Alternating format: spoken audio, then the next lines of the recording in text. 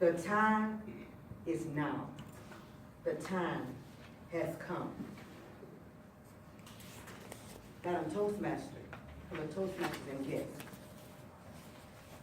The time is now. October has passed. But do you know, every day in this country and others, 1 in 4 women are being abused. October is Domestic Violence Awareness Month.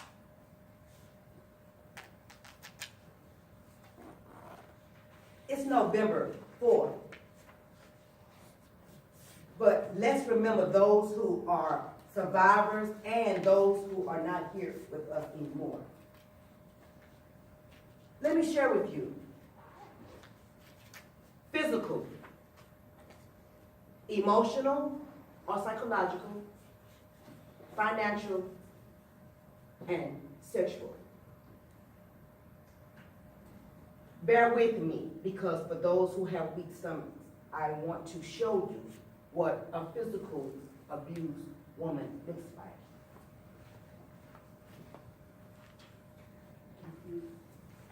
Physical. The entire time this woman was married on a daily basis, these men come into these women's lives with the promise of being there for them, doing everything they can for them. But do you know, everything that looks beautiful on the outside is not like that at home. Behind closed doors, chaos is happening. Let me share with you. I didn't, or I was not abused. My children were not abused and did not see abuse. We have 2 young daughters. Let me share with you briefly. Our middle daughter has been abused. She didn't see it.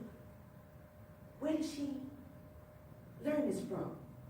Who taught her that it's okay to be with that man on a regular basis that's gonna beat you and make you look like that?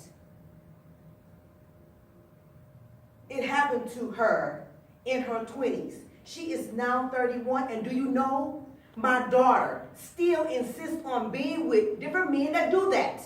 Why? The time is now for us to stand up and support these women who don't have self-esteem. I don't know what else to do but continue to pray. There are outlets here in the Houston area Women's and for men. As a volunteer, I feel that it's my duty to speak on this whenever I get a chance to speak on it. It's November, all right, but do you know 7 days a week, 365 is going on. Someone right now is being abused physically. Let me talk about financial. Women, we work. We're trying to make it. But a woman who doesn't have access to her own account, where the man is in charge of everything, she has nothing. And you think someone tells her, it's okay, leave him. But how can she if she has no means? Sometimes these women are so scared, the thought of them being alone out in the world with nothing, they continue to stay because they think they have no resources. The National Coalition of Domestic Violence is a large organization. There are outlets, again, like I mentioned before, here in the city. I believe, as women and men, it's our duty. If you know someone, if you've heard of someone, I know a few women that have gone on. I know a few women that are still here. I want to do more. I think in October, shouldn't the city of Houston, in every building, have purple lights? Purple is the color of hope. that the women wear. On a regular basis, 7 days a week in October, I wear purple in remembrance of those who are gone on and for those who are still living. Let me talk briefly about psychological. It's that cycle. It's a cycle. It's a cycle. It's a cycle. Emotionally, women are put down. Oh, you're no good. I'm the one that's going to take care of you, no one else. Oh, look at you. Who's going to want you? Oh, no, you cannot. I'm in charge. Do you hear me? Our youngest daughter met someone on a regular basis, belittled her and their 2-year-old son, where he would put the son in a closet, a dark closet, hours at a time. He was 2. I thank God right now he's 11. He's gotten better. And my youngest daughter, our youngest daughter, left him years ago. She is flourishing. She's doing much better. But I can tell sometimes her self-esteem is not where it needs to be. What can we do? Encourage women like that. You know, the ones who come to work, they may not smile. They're trying to be strong because they have a job to do. But you can feel that something is just not right. Ask, hey, is everything okay? Years ago in the 90s, when I was a Girl Scout leader, I never knew my assistant on a regular basis was being abused. I didn't see it. I couldn't tell. She was always happy. She got out of that marriage alive with her 3 children. They're grown. She is amazing.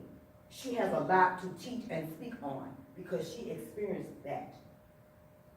But you know, there are women who think, that man is telling me this, I look like that, no one wants me, I got to stay with him. No, you do not have to stay with him.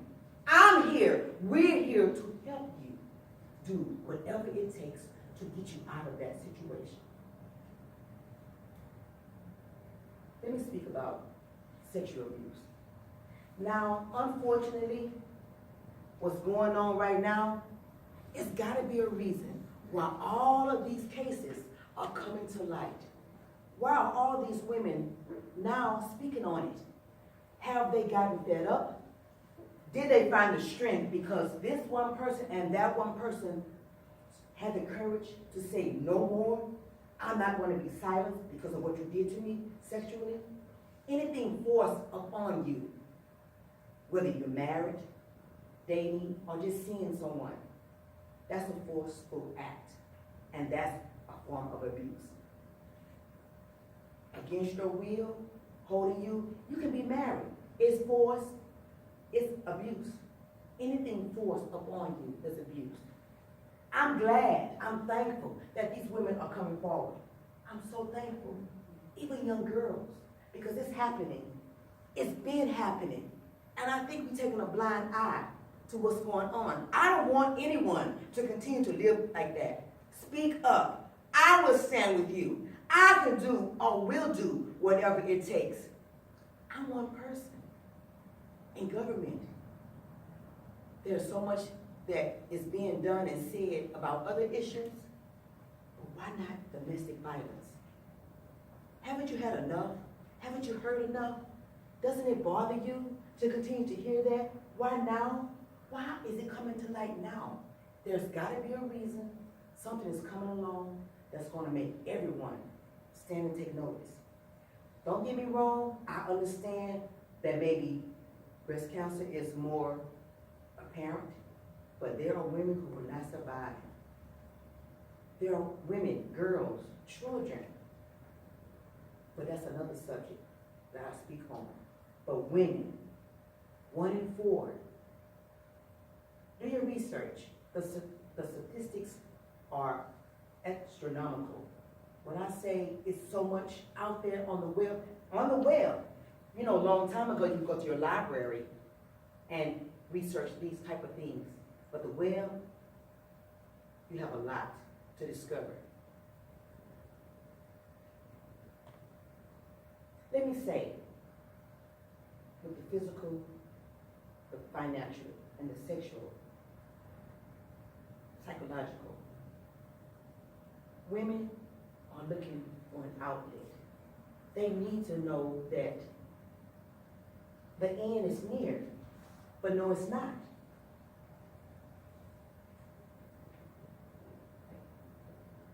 Let's take a stand. Let's take a stand, because all of these things are happening. Women, and I'm speaking about women. When I was doing my research again, I found out that it's happening to men. But I want to talk about women because our two youngest daughters, they're 30 and 31. Thank God they made it out alive, but I know women who did not. If I may share with you a poem, it's titled, I Got Flowers Today.